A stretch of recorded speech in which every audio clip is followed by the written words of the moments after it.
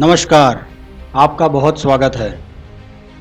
मूर्ति पूजा video series में आगे के 3 संस्करणों में हमने मूर्ति पूजा और मूर्ति पूजा के विरोध का इतिहास संक्षिप्त में जाना।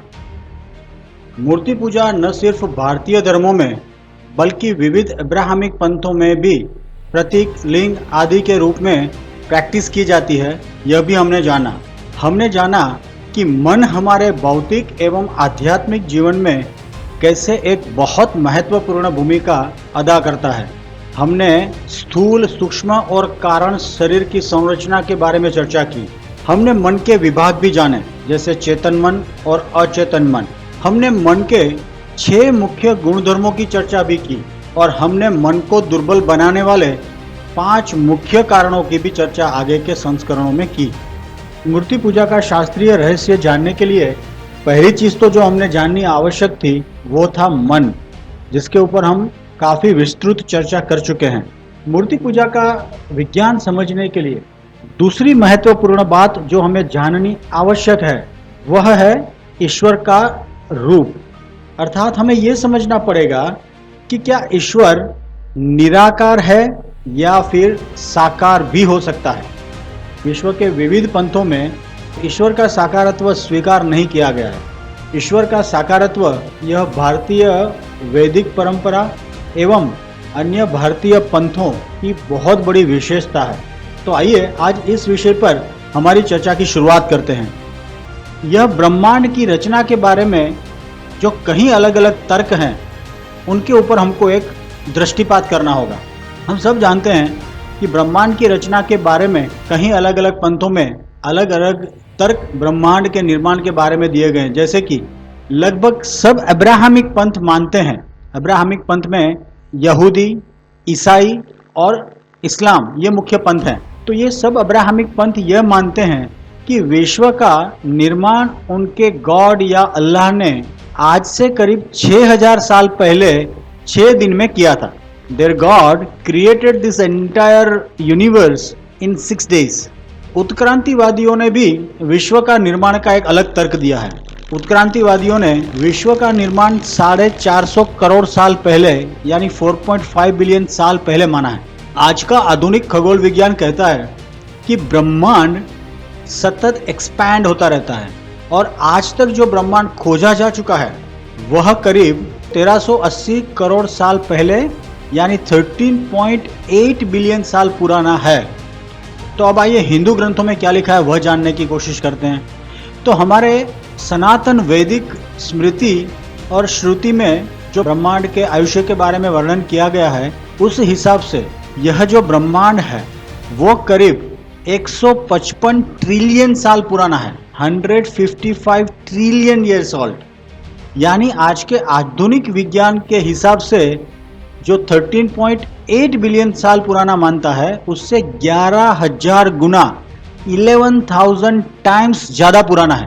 आज का आधुनिक विज्ञान धीरे धीरे ब्रह्मांड की उत्पत्ति के वैदिक सत्य की ओर अग्रसर हो रहा है, ऐसा हम कह सकते हैं।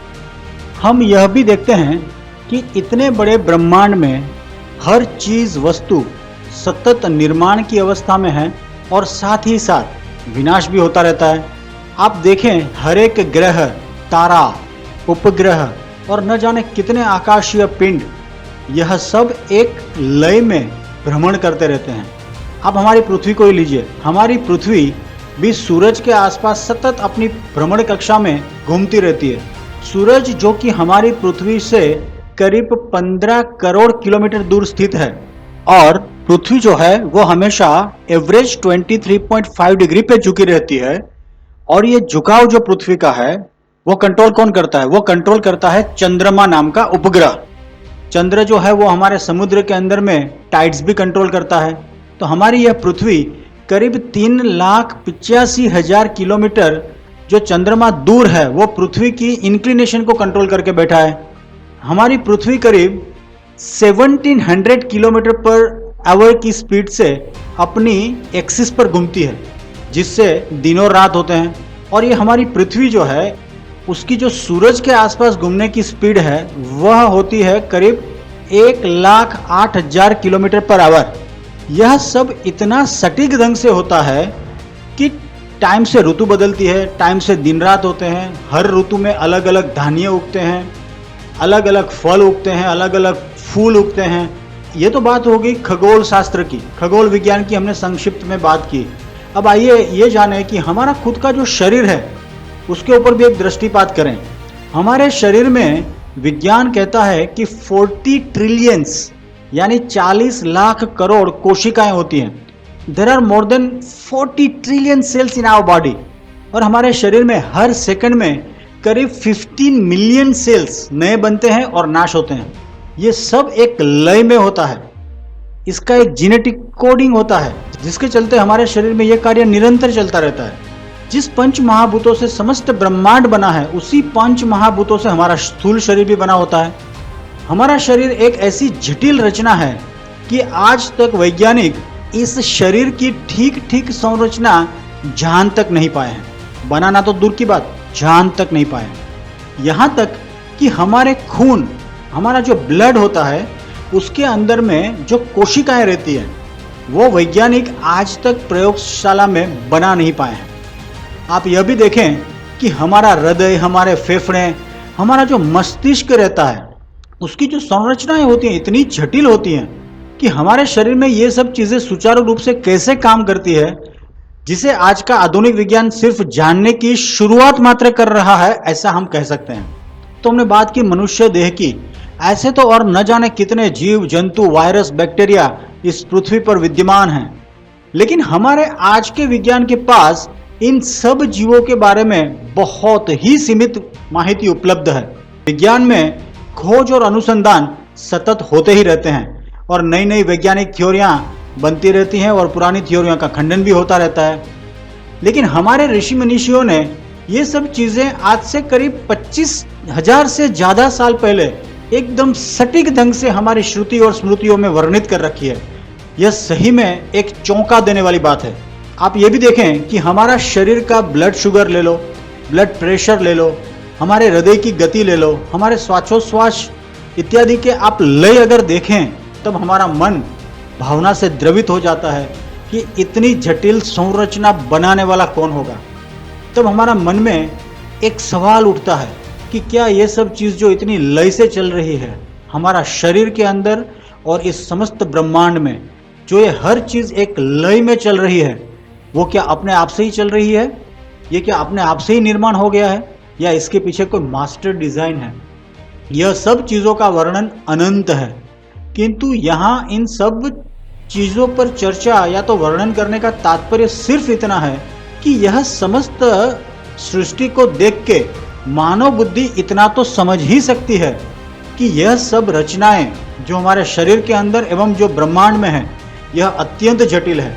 तो क्या ये निर्माण, रख रखाव और विनाश अपने आप हो रहा है? तो इस विषय पर आप खुद ही सोचें कि ये सब एक संयोग हो सकता है क्या?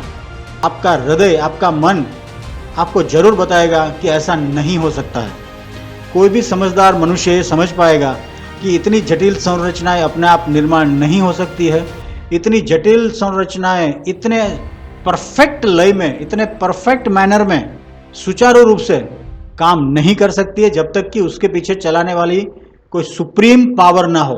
तो उसी सुप्रीम पावर को तो हम ईश्वर कहते हैं। अगर ऐसी कोई शक्ति सतत सक्रिय होके इस ब्रह्मांड का निर्माण, चलाना और विनाश कर सकती है तो उस सत्ता, उस शक्ति के पास दो चीज होनी अनिवार्य है। वो कौन सी दो चीजें हैं? पहली चीज कि उसके पास में यह निर्माण करने की इच्छा होनी होगी, क्योंकि बिना इच्छा के कोई काम किया नहीं जा सकता, यह एक सनातन सिद्धांत है। और दूसरी बात, यह इतना सटीक और महान कार्य करने के लिए उस परम शक्ति के पास में अत्याधिक बुद्धि होनी आवश्यक है और साथ में यह सब सुचारू रूप से करने के लिए शक्ति भी होनी आवश्यक है। तो जब हमने यह जाना कि उस सत्ता के पास इच्छा और बुद्धि दोनों ही होते हैं और साथ में यह काम करने के लिए शक्ति भी होती है, तो ऐसी सत्ता निराकार नहीं हो सकती। वह सिर्फ साकार अवस्था में आए तभी उनमें इच्छा रह सकती है, तभी बुद्धि रह सकती है, तभी शक्ति का संचार होना मुमकिन है। तभी जाके ये सृष्टि का निर्माण, रख रखाव यानी चलाना और विनाश ये संभव हो सकता है। यह एक बिल्कुल तार्किक और बुद्धिगम्य बात है।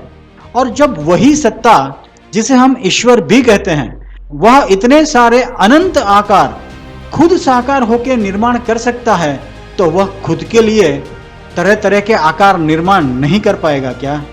बिल्कुल कर पाएगा। ये किसी के भी बुद्धि में सीधे सीधे समझ में आने वाली बात है कि जब ईश्वर इतने अनंत आकार निर्माण कर सकता है, तो वो खुद के लिए आकार निर्माण क्यों नहीं कर सकता? और हमारे वेद आदि श्रुति और पुराण आदि स्मृतियों में इसी का शास्त्रीय प्रमाण भी मिलता है। दूसरा प्रश्न यह उपस्थित होता है कि क्या ईश्वर निर्गुण है या सगुण? तो आइए इस विषय पर भी चर्चा करें। हमारे सनातन वैदिक शास्त्रों में निर्गुण और सगुण दोनों ही अवस्था जो ईश्वर की है उसको एक सा महत्व दिया गया है। सगुण और निर्गुण दोनों ही विलक्षण है, ऐसा हमारा ऋषियों ने और मनीषियों ने कहा है। कई बार लेकिन लोगों का यह प्रश्न रहता है, ईश्वर सगुण भी है और निर्गुण भी है और दोनों एक साथ है, ऐसा तो कैसे हो सकता है?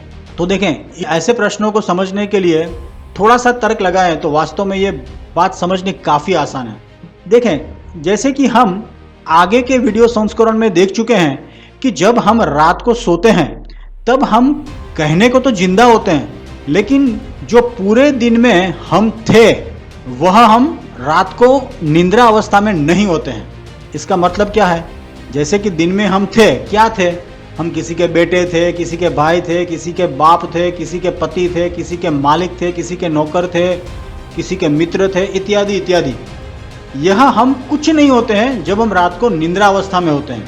तो कहा जा सकता है कि हमारी रात्रि की जो निद्रा अवस्था है वो हमारी निर्गुण अवस्था है। लेकिन जब हम सुबह वापस जागते हैं तब हम वापस किसी के बेटे होते हैं, किसी के भाई होते हैं, किसी के पापा, किसी के पति, किसी के मालिक, नौकर, मित्र, इत्यादि इत्यादि। तो ये जब हम सुबह आते हैं और वापस हम जो बन जाते हैं तो हमारा वह रूप जो है वो सगुण साकार है। तो ठीक वैसे ही ईश्वर का रूप होता है। जैसे दूसरा एग्जाम्पल लेते हैं, जैसे हम सुबह देखते हैं कि सूर्योदय होता है, तब सूरज देव होते हैं वो सगुण और साकार होते हैं। सूरज देव हमको साकार रूप में दिखते हैं, उनकी रोशनी हमको मिलती है, वो हमको उष्मा देते हैं, यह सब सूरज के गुण होते हैं। लेकिन जब अस्ताचल में सूर्यदेव शाम को चले जाते हैं, ढल जाते हैं, तब सूर्यदेव जो होते हैं वो निराकार बन जाते हैं हमारे लिए, और उनके जो रोशनी, उनकी उष्मा जो होती है वो हमको नहीं मिलती, वो निर्गुण बन जाते हैं।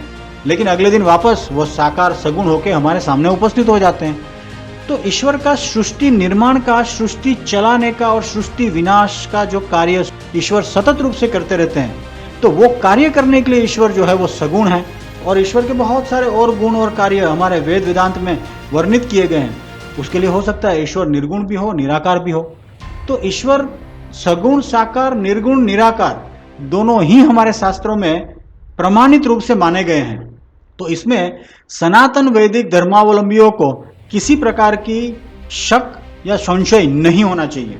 लेकिन आइए अभी इसका एक मनोवैज्ञानिक कारण भी देखें कि जैसे हम सूर्यदेव का एग्जाम्पल लिया, तो सूर्यदेव को हम अर्घ्य देते हैं, सूर्यदेव की हम उपासना करते हैं, तो वो हम कब करते हैं? रात को 12 बजे तो नहीं करते हैं, वो हम सुबह करते हैं जब सूर्य उदय हो जाते हैं। क्यों? क्योंकि जब सूर्य हमारे सामने सगुण साकार रूप में रहता है तो उस समय सूर्य की उपासना करने में जो भक्त होता है उसको एक विशिष्ट प्रकार की तृप्ति मिलती है। उसको लगता है कि मैंने सूर्यदेव को अर्घ्य दिया, सूर्यदेव मुझे देख रहे हैं, सूर्यदेव ने मेरा अर्घ्य स्वीकार किया, सूर्यदेव का मुझे आशीर्वाद मिल रहा है, सूर्यदेव से मुझे उष्मा मिल रही है, सूर्यदेव से मुझे प्रकाश मिल रहा है। यह अनुभूति भक्त को होती है, तो उससे भक्त को एक विशेष तृप्ति की अनुभूति होती है। इसी कारण हमारे ऋषि मनीषियों ने सगुण साकार ईश्वर को विशेष महत्व दिया है। निर्गुण निराकार और सगुण साकार, उसमें एक मनोवैज्ञानिक फर्क है। जैसे निर्गुण निराकार, जैसे हम रात्रि को सोए थे तो वो टाइम पे हम जिंदा थे लेकिन हम कुछ नहीं थे। हमारा बेटा भी अगर हमारे सामने आता है तो हम बस पड़े हैं, हमारा मालिक भी हमारे सामने आता है या हमारा नौकर भी हमारे सामने आता है तो हम पड़े हैं निद्रा अवस्था में। हम ना उसके साथ बात कर पाएंगे, ना उसको सुन पाएंगे, ना उसके सामने हंसेंगे, ना उसको रिस्पांस दे पाएंगे। तो इस अवस्था के अंदर में सिर्फ होना है, निर्गुण अवस्था में सिर्फ होना है। जबकि साकार अवस्था जो रहती है उसमें कुछ प्लस होता है। क्या प्लस होता है? आप इसको मनोवैज्ञानिक दृष्टि से समझने का प्रयत्न करें। सगुण साकार के अंदर में होना तो होता ही है, लेकिन उसके साथ साकार होने से एक द्वंद्व निर्माण होता है, एक संवाद निर्माण होता है, एक प्रतिक्रिया मिलती है, एक खेल शुरू होता है। तो जब ईश्वर सगुण साकार स्वरूप में आते हैं तो भक्त और भगवान के बीच में संवाद होता है, बात होती है, भावनाएं अरस परस गति करती है, प्रतिसाद मिलता है। एक विशिष्ट प्रकार की मनोवैज्ञानिक तृप्ति जो सगुण साकार में मिल सकती है वो निर्गुण निराकार में नहीं मिल सकती है। आप एक और एग्जाम्पल लें कि आप अपने किसी आदरणीय, किसी गुरुजन या किसी सम्मानित व्यक्ति के पास अगर जाएं और वो अगर अपने शयन कक्ष में निंद्राधीन है और आपको उसको चरण वंदन करना है, चरण स्पर्श करना है, तो आप क्या करेंगे? आप थोड़ी देर वेट करेंगे जब तक कि वो जाग नहीं जाते हैं। आपको चरण स्पर्श या प्रणाम करने का सही आनंद तभी आएगा जब वो जागृत अवस्था में है, जहाँ पे आपको चरण स्पर्श करने के बाद उनका रिस्पॉन्स मिलने पाए। जब वो सो रहे हैं तब आप उसके चरण स्पर्श करना पसंद नहीं करेंगे। उसके पीछे मनोविज्ञान है, क्योंकि आपको रिस्पॉन्स चाहिए रहता है।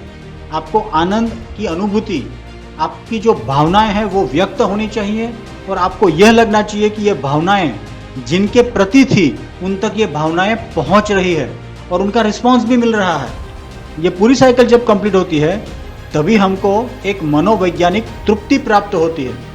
तो भक्ति के अंदर में भी जब हम चित्त एकाग्र करने की कोशिश करते हैं तो एकाग्र चित्त हमारा निर्गुण निराकार के साथ नहीं हो सकता है, वो अत्यंत कठिन होता है।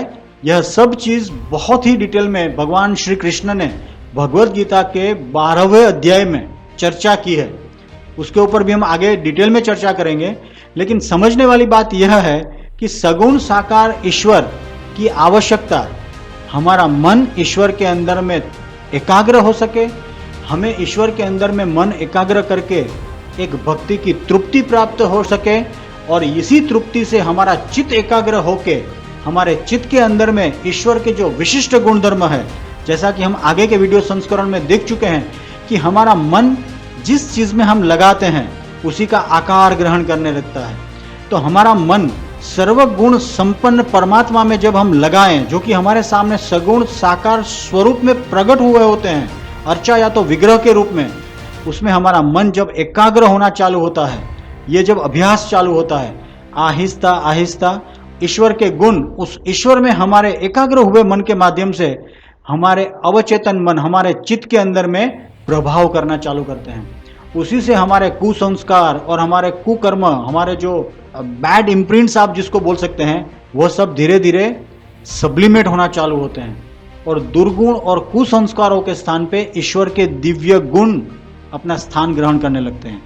इसी चित्त एकाग्रता का अभ्यास करते करते अपने चित्त की शुद्धि करके एक योगी की अवस्था तक जा सकता है। तो इसी सब विषयों पे आगे हमारी चर्चा को बढ़ाएंगे हम अगले वीडियो संस्करण में, जहां पे हम ये जानने की कोशिश करेंगे कि ईश्वर की अर्चा या मूर्ति, ईश्वर के तो अनेक आकार हैं, लेकिन ईश्वर की अर्चा या मूर्ति मनुष्य स्वरूप में ही क्यों होनी चाहिए। और दूसरी हम ये चीज जानने की कोशिश करेंगे हमारे वेद आदि श्रुति और पुराण और धर्मशास्त्र आदि स्मृतियों में ईश्वर के साकार स्वरूप के बारे में क्या क्या मंतव्य दिए गए हैं। तो इन सब विषयों के ऊपर में हम हमारे अगले वीडियो संस्करण में चर्चा करेंगे और इसी के साथ हम इस वीडियो संस्करण को यहीं समाप्त करते हैं। आप अपना, अपने परिवार का और अपने मित्रों का बहुत ख्याल रखें। ओम नमः शिवाय।